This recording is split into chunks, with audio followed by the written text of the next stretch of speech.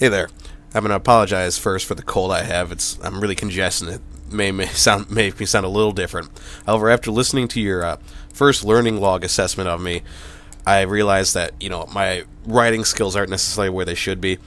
But however, I can convey my message much clearer if I talk about it. So I guess I'll start by talking about the team building stage, at least more specifically the character creation project or activity we did in class. And I thought it was interesting, I guess would be the correct term for that.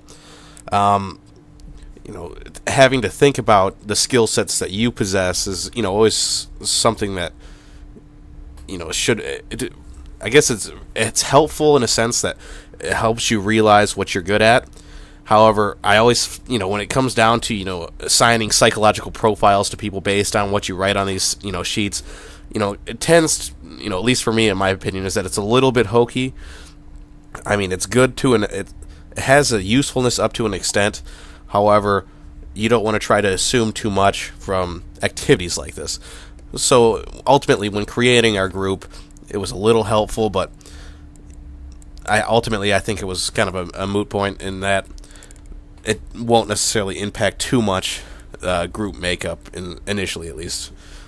I guess that moves us on to our actual team building exercises that we did, more specifically like creating our team charter. And I think the actual process of creating our team charter was helpful because it allows us to, put a structure in place that allows us to make important decisions that are needed that a group has to make to move forward. And if there isn't really a structure in place, it leaves us time to get hung up, disagree on things, and ultimately we won't be moving forward. And, less time we waste, the better, of course. Aside from that, I think our team makeup is really good. We have very good chemistry between the group members. We're all very agreeable, so when it comes time to make the decisions, we really don't have a problem. But then again, it is nice to have the structure in place to make sure of it. We've only met twice, ultimately. We meet once every week. Most of our communication, though, has been done on Facebook, which we've been utilizing really well.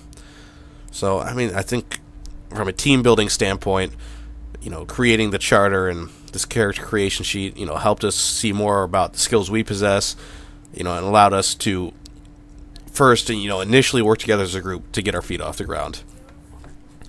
I guess I'll talk about the inquiry stage next. I think when we the in-class activity we did, the questioning, when you posed us the question about the water quality in Alma, and you had us derive questions over the water quality in Alma, I think that was, and that's not something that, this is the only class where we've had to actually sit down and then pose these questions out, to try to solve a problem. Because I've, being a senior, I've been in plenty of classes where, I'm posed with an issue or a project and I'm told you need to tackle this, and you necessarily know how to do it. However, when you gave us the sample problem and told us to write questions about it, I think it's going to be very helpful to us and to the rest of the groups because it helps you visualize and put down in words what you're trying to address. I think a lot of times you take for granted the questions that you need to ask, and they're just assumed that you're going to ask them, and then you go through with it. I think when you actually have to sit down and do it, it makes it much easier to move forward because you can visualize what it is you need to address necessarily. So I think the ultimate, or the activity that we did in class when we asked questions about improving the water quality was helpful. It helped us, I guess, get our feet wet when it comes to actually figuring out what we want to do for our actual project. Because, as the second activity was, and in class and out of class, was to create a list of questions that we ask about, Alma, and connectivity. And I think our group did a really good job at, picking good general questions that we can ask to help us.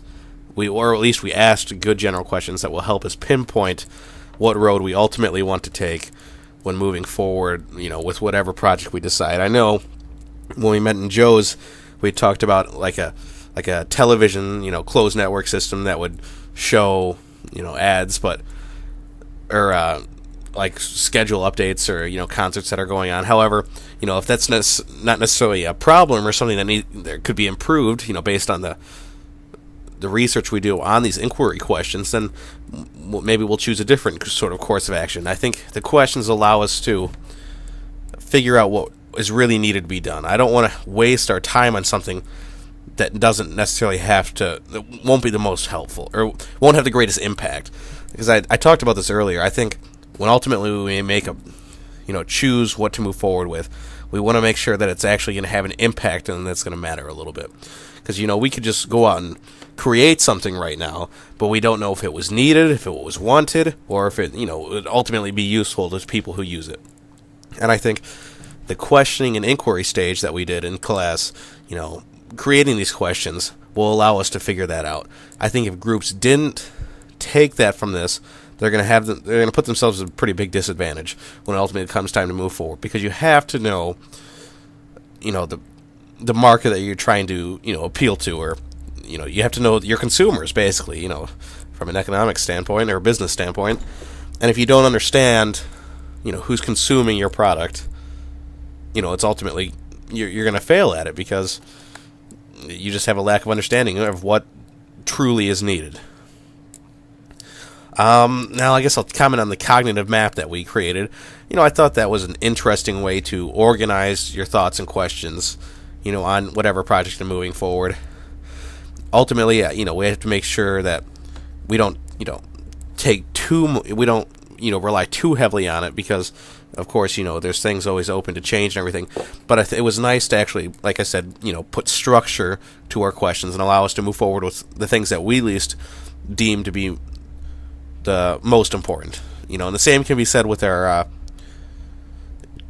project matrix, our cognitive map, how it kind of evolved into that question map with the questions, solutions, and the resources that, could be put into that or used. It helps us visualize what we have at our disposal. And it's interesting because this is the only class I've taken where, it clearly defines, and it helps you in that process. I think in a lot of the college classes I've been in, they take for granted that students understand how to do these things. Which is just a general problem because, you have high school kids coming, I'm off on a tangent now, but you have high school kids coming into college classrooms, excuse me, with, skills that they're assumed to have. And, this whole skill set of addressing a problem and trying to tackle it, I don't think high school students have acquired it all. And I like how this class specifically, this is more a comment on the whole class in general. I'm getting way off topic. But I like how especially with the questioning, it shows you how to address an issue or a problem, or might not even be a problem, or just how to address a certain situation. Whether or not to improve it, to make it better, to actually solve a problem, who knows? It could be anything. But I like how this class is specifically designed for that.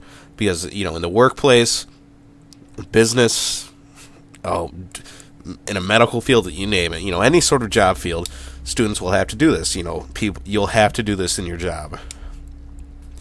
And I like how this is the only class that I've taken that clearly addresses that issue. How do you address something in an effective and efficient manner? And that's really important, I feel. And I like how we're addressing that. I mean, for me personally, I've had experience with working through all these things, so I guess, some of these things I find slightly redundant just because I do them automatically. However, it is nice to then take a step back and slow down and actually write everything out into these cognitive maps. It helps, I guess, structure, adds more structure to the progress, or to the process, even though, I have more experience in, ultimately working with it. So I think, which I find interesting too, just the class composition in general is really interesting. We have everybody from seniors as myself down to freshmen, which makes it difficult for you because you have to deal with different, experience levels when it comes to solving these problems. But I think the group's ultimately balanced out relatively, I guess. I guess there is a group for just the freshmen, but they should be fine.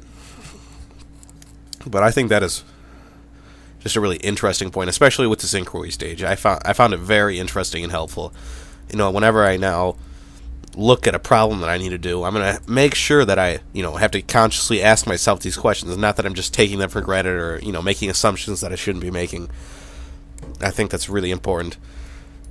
On a side note, concerning the rubric that you posted, evidence, while documentation of in-class and out-of-class learning, I'll post links to our Facebook group that we use to communicate and our HackPad, because on our HackPad, we have well-documented things of what we do. I mean, I can repost a few on my learning log, I suppose, but I'll post links that'll be off on the right side, so those will be easily accessible. I'm just trying to make this, like you said, I'm trying to improve my use of my learning log from the first learning log, and I think that this audio recording will help me convey that. So, yeah, I'll post some more things about evidence, I guess. But that sums up this recording, I think. Yeah.